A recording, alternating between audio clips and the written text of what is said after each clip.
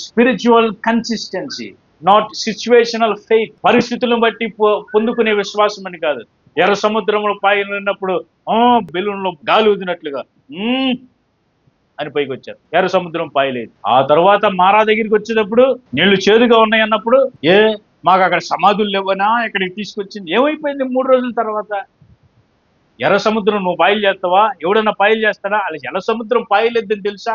అంత గొప్ప, చూడండి, అంత గొప్ప అద్భుతం చూసిన తర్వాత కూడా అవిశ్వాసం వచ్చేసింది. అంటే షార్ట్ స్పాన్ ఆఫ్ 3 days, 3 రోజులు. దాన్ని సిచ్యువేషనల్ ఫెయిత్ అంటారు.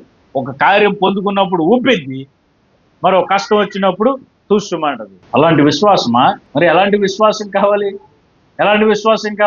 12 మంది కాదేశు బర్నియాలో ఉన్నప్పుడు ఇశ్రాయేలీయులందరూ కానాను దేశం వేగు చూడడానికి వెళ్ళినప్పుడు 12 మందిలో 2 ఉన్నారు చూసారా?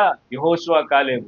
వాళ్ళు ఏమన్నారు తెలుసా? మన దేవుడు మనకు తోడై ఉండగా వారెంత ఎర్ర సముద్రం మీద ఎదిరించామే, రాజుల్ని ఎదిరించామే, ఎంతమందిని ఇన్ని యుద్ధాల్లో జయం పొందామే, వీరంతా దేవుడు మనకి తోడుగా ఉన్నాడని నిలబడ్డారు చూసారా? అది స్థిరమైన విశ్వాసం అంటే. కాలేబు ఏమన్నాడు తెలుసా? మోషే నన్ను పిలిచినప్పుడు నాకు ఎంత బలం ఉందో, నేను ఎంత శక్తి కలిగి ఉన్నాను, నేను ఎంత పోరాటం చేసే హృదయం కలిగి ఉన్నాను, నాకు ఇప్పుడు అంతే శక్తి ఉంది, నాకు అంతే మనసు ఉంది, నేను పోరాడగలిగిన మనస్సు, పోరాడగలిగిన శక్తి నాకు ఉంది. అంత విశ్వాసం మనకు ఉండాలి.